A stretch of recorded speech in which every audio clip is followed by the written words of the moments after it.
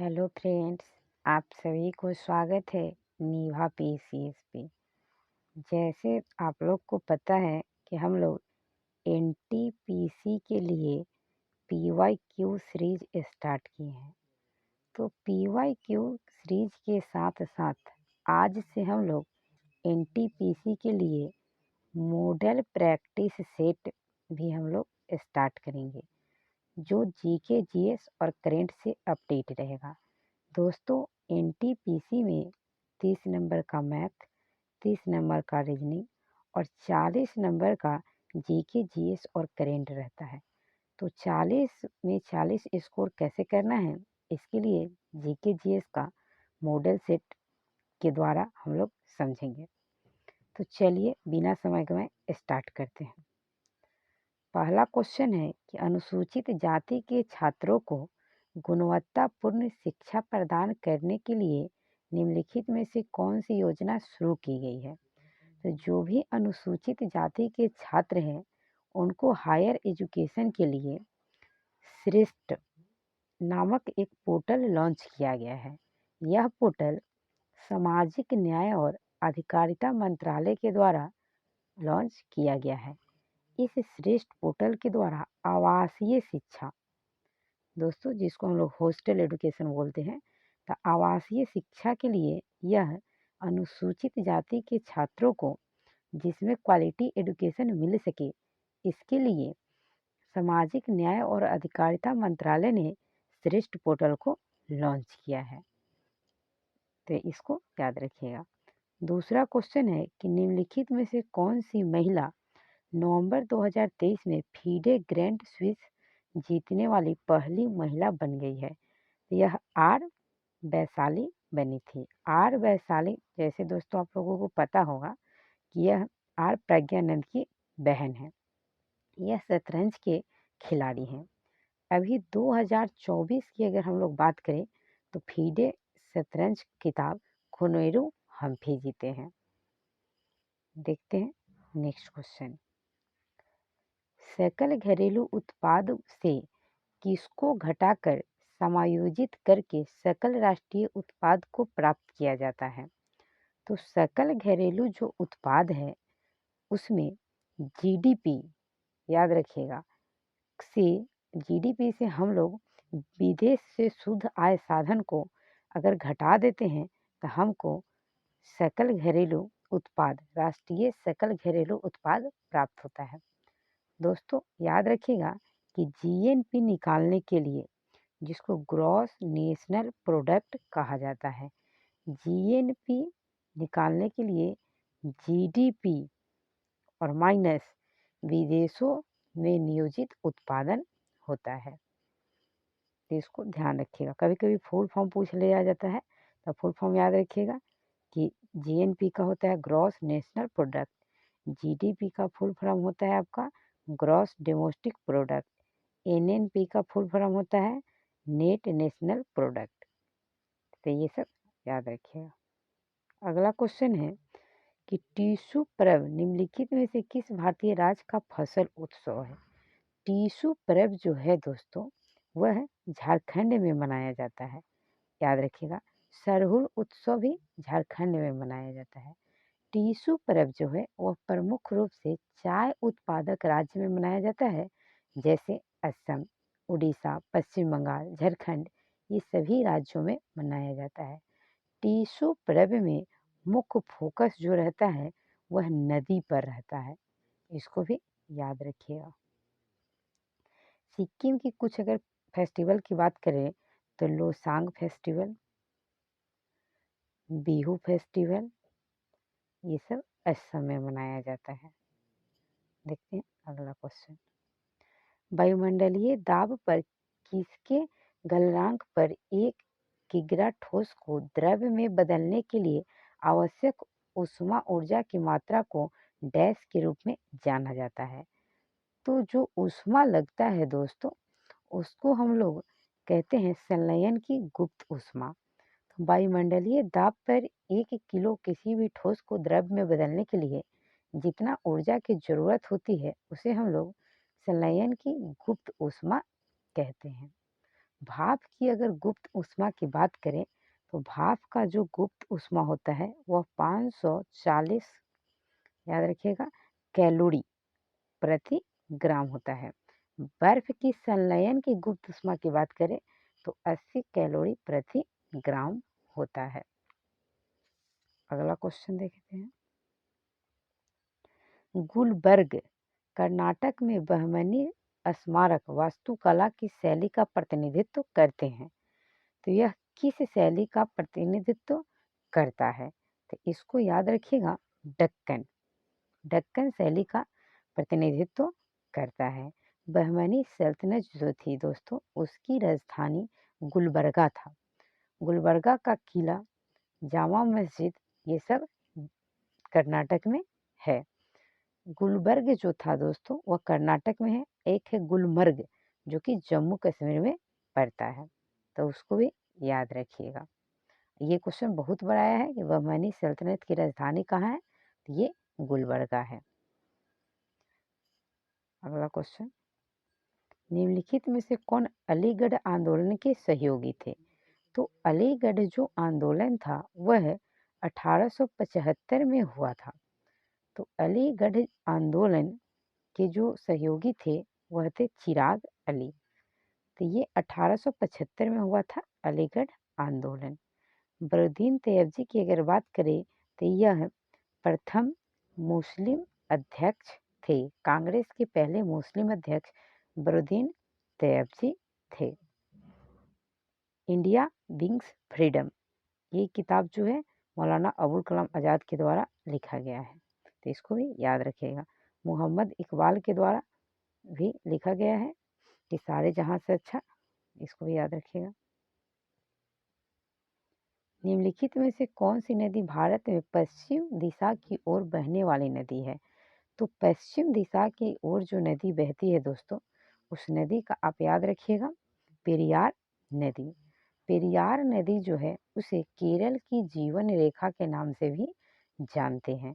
पेरियार नदी का उद्गम पश्चिमी घाट से होता है या पश्चिमी घाट से निकलती है। इसे केरल की जीवन रेखा के नाम से जाना जाता है और यह जो नदी है वह अरब सागर में गिरती है। जो भी नदी अरब सागर में गिरती है वह ज्वार नद का निर्माण करता है, जिसे हम लोग एस्चुरी कहते हैं। अरब सागर में गिरने वाली नदी डेल्टा के निर्माण नहीं करती है। पेरियार नदी केरल की सबसे बड़ी नदी है, तो इसको भी याद रखिएगा। देखते हैं अगला क्वेश्चन। तक्षशिला शिक्षा का केंद्र था, यह किस महाजनपद की राजधानी थी? तो तक्षशिला जो था दोस्तों वह शिक्षा के प्राचीन काल में शिक्षा का केंद्र हुआ करता था, तो यह गंधार की राजधानी थी। बज्जी जो थी वह वैशाली की राजधानी थी, तो इसको भी याद रखिएगा। गंधार की राजधानी तक्षशिला था। गंधार जो था वह एक महाजनपद था। छोटे छोटे जनों को मिलाकर महाजनपद बनाया गया था। पाटलिपुत्र के संस्थापक उदयन को माना जाता है, जो गंगा और सोन नदी के संगम पर पाटलिपुत्र की स्थापना किया था। अगला क्वेश्चन है, दस्तावेज बनाने, संग्रहित करने और प्रिंट करने में सक्षम सॉफ्टवेयर एप्लीकेशन को क्या कहते हैं? तो वैसे एप्लीकेशन जो दस्तावेज बनाने में, संग्रहित करने में और प्रिंट करने में सक्षम है उसे वर्ड प्रोसेसर के नाम से जानते हैं। बहुत सारे वर्ड प्रोसेसर्स हैं जैसे Microsoft Word, Google Docs, Apple वर्सेज, ये सब वर्ड प्रोसेसर के नाम है, तो इसको भी याद रखिएगा आप लोग। नेक्स्ट क्वेश्चन है, 2011 के जनगणना के अनुसार निम्नलिखित में से कौन सा राज्य देश का सबसे अधिक जनसंख्या वाला राज्य है? तो सबसे अधिक जनसंख्या वाला राज्य पूछा जा रहा है और ऑप्शन के अकॉर्डिंग बताना है, तो महाराष्ट्र होगा दोस्तों, क्योंकि 2011 के जनगणना के अनुसार सबसे अधिक जनसंख्या यूपी में है, 2 नंबर पे महाराष्ट्र में है और 3 नंबर पे आपका बिहार में है। तो यूपी में ऑप्शन न होने के कारण महाराष्ट्र सही उत्तर होगा।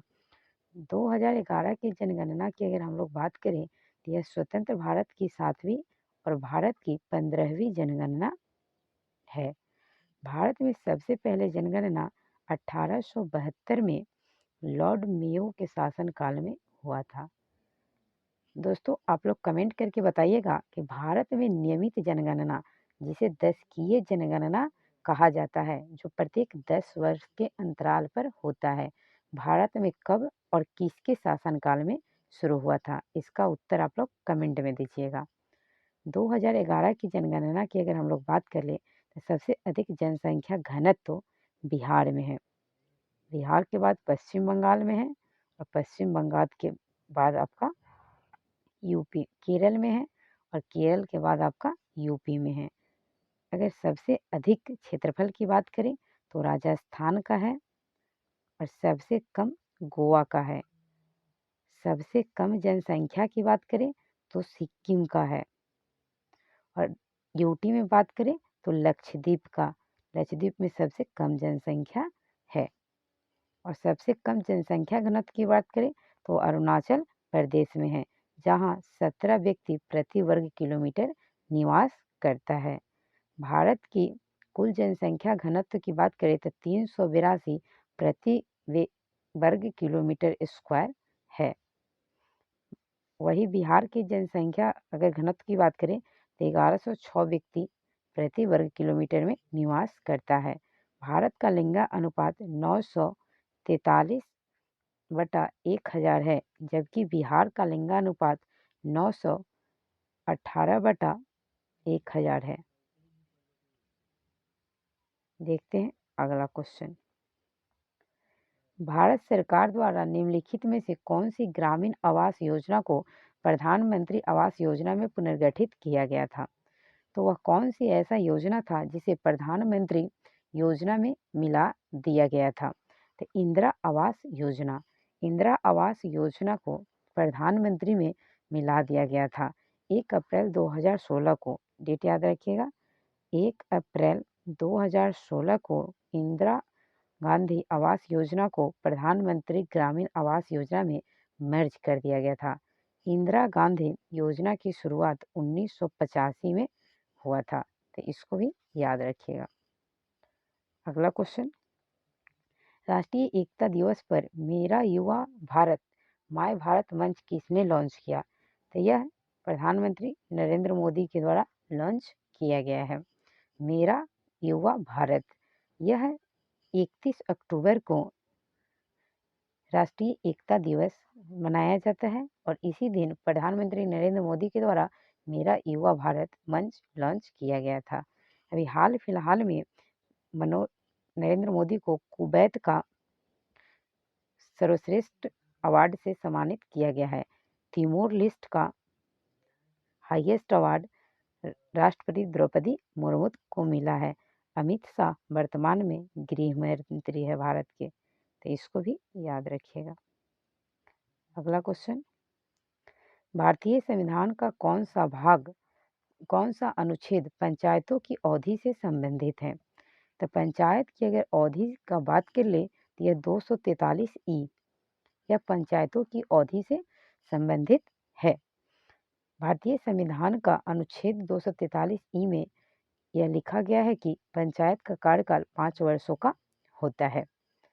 पंचायत की अगर बात कर ले तो इसकी चर्चा भारतीय संविधान के 11वीं अनुसूची में है और इसमें 11वीं अनुसूची के अंतर्गत पंचायत को 29 विषयों पर कार्य करने का अधिकार दिया गया है। 73वां संविधान संशोधन 1993 के द्वारा भारत में पंचायती राज व्यवस्था लागू किया गया है। भारत में पंचायती राज व्यवस्था 3 स्तरीय है, 3 स्तर पे लागू किया गया है, जिसकी सिफारिश बलवंत राय मेहता समिति के द्वारा किया गया था। 24 अप्रैल 24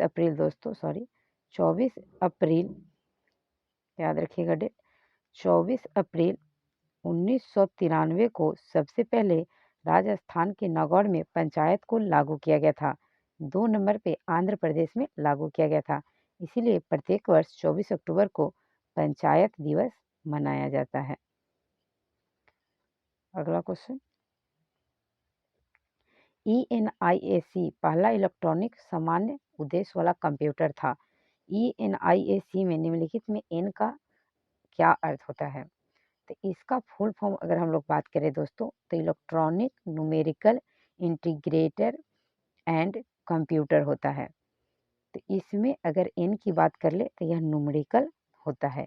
फुल फॉर्म एक बार फिर से सुनिएगा दोस्तों, electronic numerical integrator and computer होता है। इसकी शुरुआत ये जो था यूनिक, इसको 1945 में सबसे पहले यूज जो अगर बात करें तो अमेरिकी सेना के द्वारा किया गया था।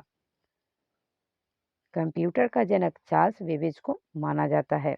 भारत का पहला सुपर कंप्यूटर परम 8000 था, जिसे सीडेक याद रखिएगा कंपनी के द्वारा निर्मित किया गया था। यह कंपनी पुणे की है, सीडेक कंपनी पुणे।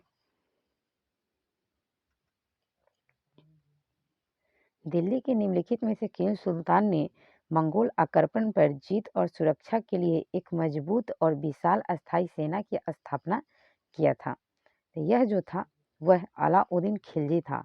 अलाउद्दीन खिलजी ने एक विशाल अस्थायी सेना की स्थापना किया था।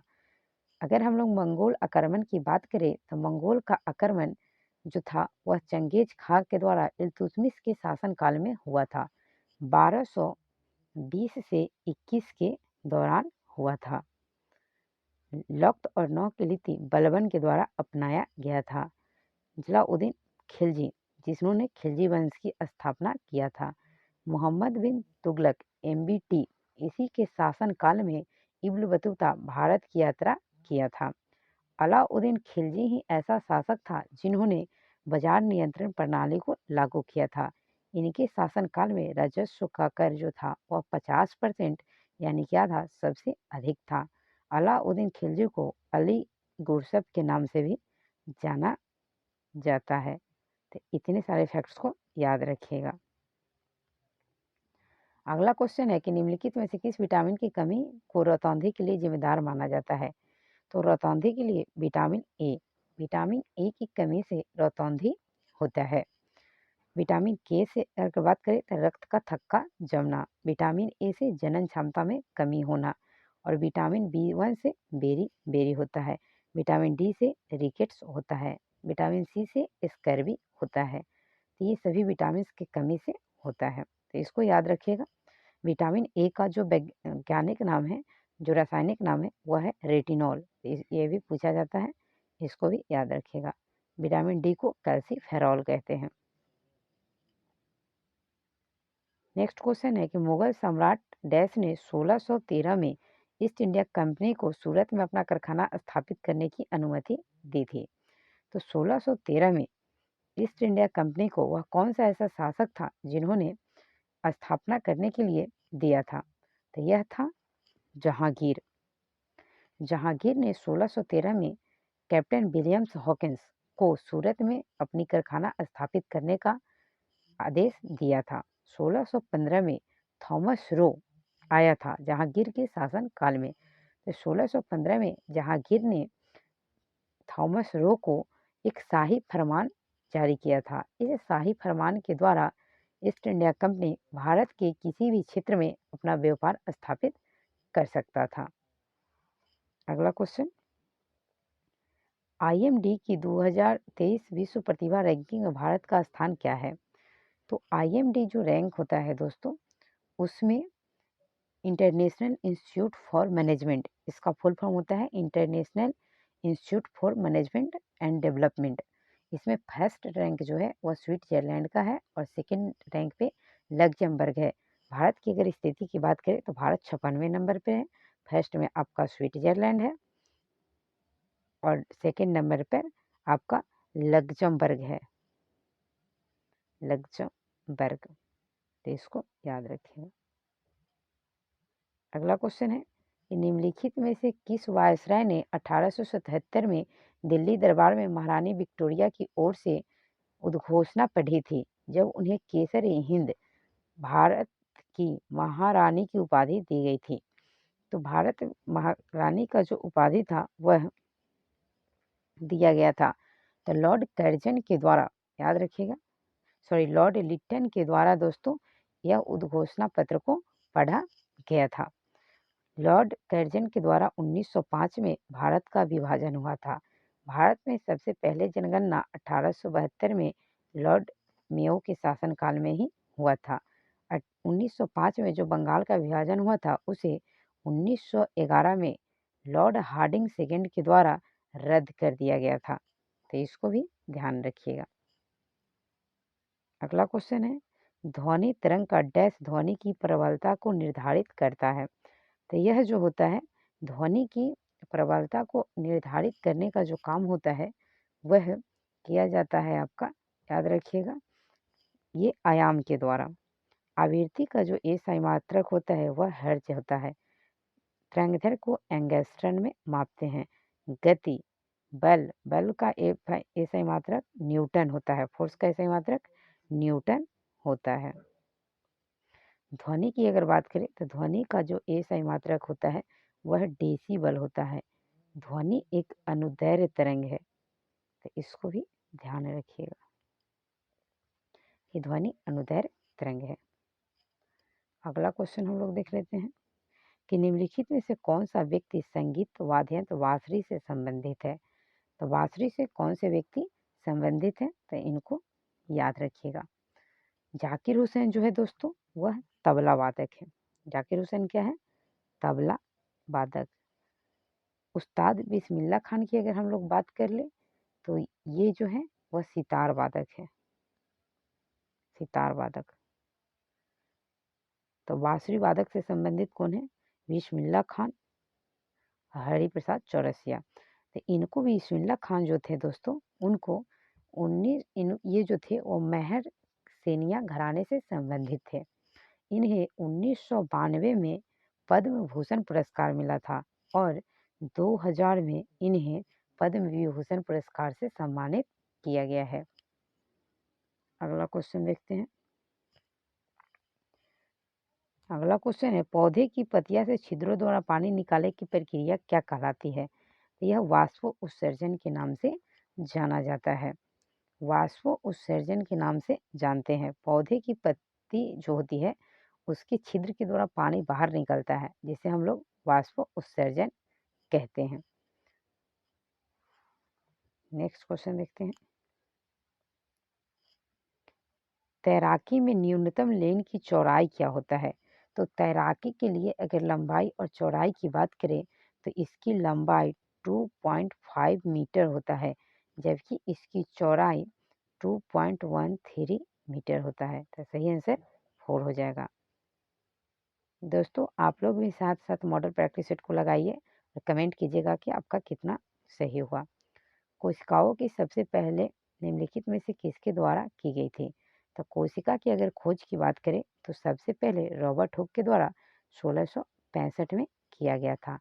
यह एक मृत कोशिका था, जबकि जीवित कोशिका की खोज सबसे पहले एंटिमन लुईमेन हॉक के द्वारा किया गया था। लुईमेन हॉक, इनका नाम याद रखिएगा, जो कि जीवित कोशिका का सबसे पहले खोज किए थे। देखते हैं next question. World wide web के आविष्कारक कौन है। तो वर्ल्ड वाइड वेब जो है इसके जो आविष्कारक हैं वह है टिम वर्नर्स ली। ये 1989 में इसके आविष्कार किए थे। HTML जो होता है दोस्तों, HTML को हाइपर टेक्स्ट मार्कअप लैंग्वेज बोलते हैं। इसका कभी कभी पूछ लेता है HTML hyper text markup language. URL का फुल फॉर्म कभी कभी पूछता है, तो यूनिफॉर्म रिसोर्स लोकेटर। अगर हम लोग बात कर ले फेसबुक के संस्थापक के, तो मार्क जुकरबर्ग जो है वह फेसबुक के संस्थापक है। माइक्रोसॉफ्ट की अगर बात कर ले तो ये बिल गेट्स हैं।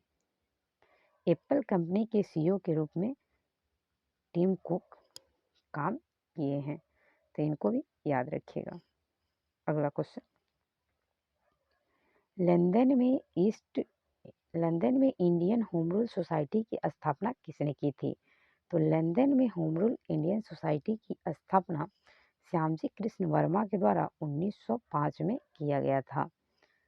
गोपाल कृष्ण खोखले भी सर्वेंट ऑफ इंडिया सोसाइटी की स्थापना 1905 में किए थे। एनी बेसेंट जो थे वो भारतीय राष्ट्रीय कांग्रेस की पहली महिला अध्यक्ष थी, जिन्होंने 1917 के कलकत्ता अधिवेशन की अध्यक्षता की थी। इनके द्वारा कॉमनवेल्थ पत्रिका का प्रकाशन किया गया था। तो ये सब भी याद रखिएगा। अष्टाध्यायी पुस्तक के लेखक निम्न में से कौन है? तो अष्टाध्यायी जो पुस्तक है वह पाणिनि के द्वारा लिखा गया था। पाणिनि के द्वारा अष्टाध्यायी पुस्तक, जो कि संस्कृत की पहली व्याकरण की पुस्तक थी। पतंजलि को योग का संस्थापक माना जाता है।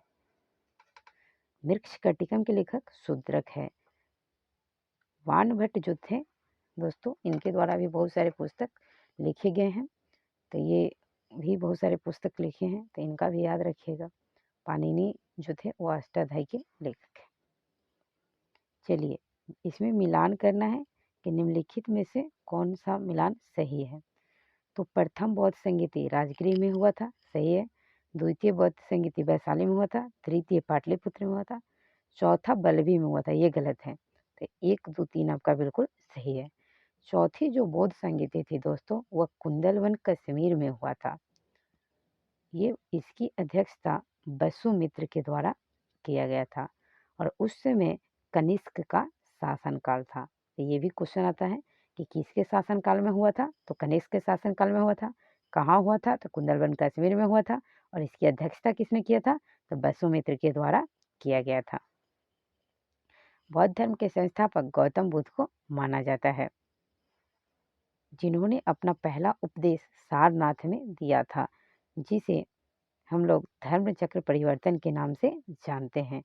महात्मा बुद्ध को ज्ञान की प्राप्ति बोध गया में बोधि वृक्ष या पीपल वृक्ष के नीचे ऋजुपाल, ये निरंजना नदी के तट पे हुआ था, जिसे फल्गु नदी के नाम से भी जानते हैं। जलेपला दर्रा कहाँ स्थित है? तो दोस्तों याद रखिएगा कि जलेपला दर्रा कहाँ है। तो ये जलेपला दर्रा जो है वह आपका आएगा, ये जलेपला दर्रा आपका कश्मीर हिमालय में, तो कश्मीर हिमालय के अंतर्गत आता है। देखिए ग्रेटर हिमालय का ही हिस्सा है। ये जो जलेपला दर्रा है वह ग्रेटर हिमालय के हिस्सा है। एग्जाम्पल में अगर बात करें तो नाथुला दर्रा, जोजिला दर्रा, सिपकिल्ला दर्रा, लेपुलेख दर्रा, जलेपला दर्रा, ये सारी जो दर्रे हैं वह ग्रेटर हिमालय के हिस्से हैं। अगला क्वेश्चन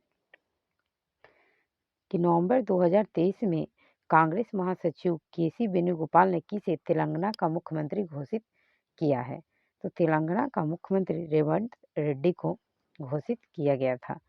तेलंगाना आंध्र प्रदेश से अलग होकर 2 जून 2014 को भारत का 29वां राज्य के रूप में गठित हुआ था।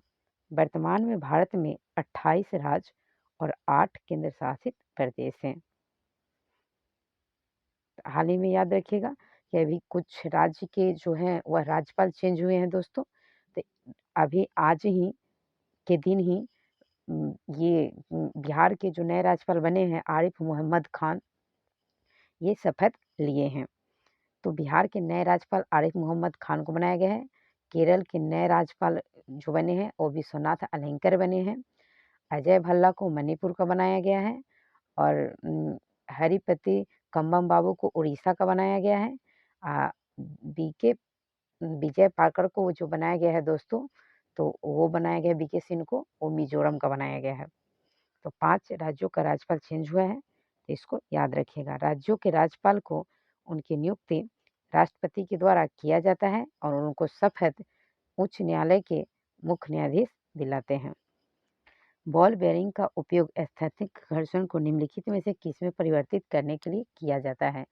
तो बॉल बेयरिंग का उपयोग जो है वह लोटनिक घर्षण में चेंज करने के लिए किया जाता है। बॉल बेयरिंग के द्वारा स्थैतिक घर्षण को लोटनिक घर्षण में बदल जाता है। तरल घर्षण को कर्षण के नाम से जानते हैं। घर्षण जो है दोस्तों वह गति का विरोध करता है और हमेशा विपरीत दिशा में लगता है। ईस्टर्न इकोनॉमिक फोरम 2023 किस देश में आयोजित किया गया था? तो यह जो था वह रूस में आयोजित किया गया था। रूस का एक व्लादिवोस्तोक है दोस्तों, वहीं पे इसका आयोजन किया गया था। निम्नलिखित में से कौन सा एक गैर संवैधानिक और गैर सांविधिक निकाय है? तो नीति आयोग जो है दोस्तों वह गैर संवैधानिक और सांविधिक निकाय है। नीति आयोग की स्थापना योजना आयोग के स्थान पर 1 जनवरी 2015 को हुआ था। इसके अध्यक्ष देश के प्रधानमंत्री होते हैं। वर्तमान में नीति आयोग के उपाध्यक्ष सुमन बेरी हैं, तो इनका भी नाम याद रखिएगा। और इसके सीईओ की बात करें तो सुब्रमण्यम है, सुब्रमण्यम। राष्ट्रीय मानव अधिकार आयोग NHRC national human right commission, इसकी स्थापना 1993 में 12 अक्टूबर 1993 को हुआ था। अगर हम लोग बात कर ले भारतीय विशिष्ट प्राधिकरण जिसे हम लोग आधार कार्ड बोलते हैं दोस्तों, UIDDI, इसकी शुरुआत 2016 से हुआ है। यह 12 अंकों का एक आधार कार्ड नंबर जारी करता है। CC अगर आई की बात कर ले भारतीय प्रतिस्पर्धा आयोग, इसकी स्थापना 2002 में हुआ था। राष्ट्रीय मानव अधिकार आइए बताएं दोस्तों 12 अक्टूबर 1993 को हुआ था। देखते हैं अगला क्वेश्चन। निम्नलिखित में से किस शहर ने नेशनल स्मार्ट सिटी कनक्लेव 2023 में सर्वश्रेष्ठ स्मार्ट सिटी का स्थान प्राप्त किया है? तो यह इंदौर के द्वारा प्राप्त किया गया था। अभी 2024 में स्वच्छ शहर में इंदौर और सूरत दोनों कंबाइंड रूप से पहले स्थान पे है। भारतीय संविधान का कौन सा भाग हमारी राजनीति के पंथ निरपेक्ष चरित्र के लिए प्रदान करता है? तो यह प्रस्तावना में किया गया है, जो पंथ निरपेक्ष चरित्र का प्रदान करता है। मौलिक कर्तव्य की अगर बात कर ले तो यह रूस से लिया गया है, जिसे 42वें संविधान संशोधन 1976 के द्वारा भारतीय संविधान में जोड़ा गया था। मौलिक कर्तव्य की सिफारिश स्वर्ण सिंह समिति के अनुशंसा पे किया गया था। राज्य के नीति निर्देशक सिद्धांत की बात करें तो यह नीति निर्देशक सिद्धांत जो है वह आयरलैंड के संविधान से लिया गया है। मौलिक अधिकार की अगर बात करें तो यह USA के संविधान से भारतीय संविधान में लिया गया है। मौलिक अधिकार भारतीय संविधान के भाग 3 में इसका वर्णन किया गया है और आर्टिकल 12 से 35 के बीच इसका वर्णन किया गया है। भाग 3 को भारतीय संविधान का मैग्ना कार्टा भी कहा जाता है। मौलिक अधिकार राज्य के विरुद्ध अधिकार है, तो इसे भी याद रखिएगा। यह अधिकार जो है वह न्याय योग्य है या बाध्य योग्य है। इसे हम सुप्रीम कोर्ट में चैलेंज किया जा सकता है। 61वां संविधान संशोधन अधिनियम किससे संबंधित है? तो 61वां संविधान संशोधन जो है दोस्तों वो मतदान की आयु 21 वर्ष से कम करके 18 वर्ष करने से लेकर संबंधित है। अनुसूचित जाति के लिए सीटों का आरक्षण से अगर हम लोग बात कर लें तो इसका जो है वह 102वां नंबर संविधान संशोधन में हुआ है। शिक्षा का अधिकार को 86वें संविधान संशोधन 2002 के द्वारा इसे मौलिक अधिकार की श्रेणी में रखा गया है, जिसे आर्टिकल 21 के ए के अंतर्गत लिखा गया है। अगला क्वेश्चन है कि निम्नलिखित में से कौन सा भारत में सूक्ष्म वित्त संस्थानों द्वारा पेश किया जाने वाला एक समान उत्पाद नहीं है? तो यह जो है क्रेडिट कार्ड, व्यक्तिगत ऋण, बीमा उत्पाद, बचत खाते, क्रेडिट कार्ड नहीं है। क्रेडिट कार्ड जो है दोस्तों वह क्रेडिट कार्ड बैंक के द्वारा ग्राहकों को दिया गया एक प्लास्टिक का कार्ड होता है।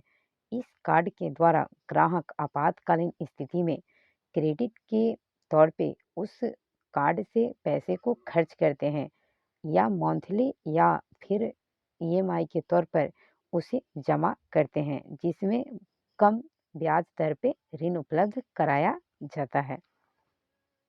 अगला क्वेश्चन है कि गिनी गुणांक के लिए प्रयोग किया जाता है।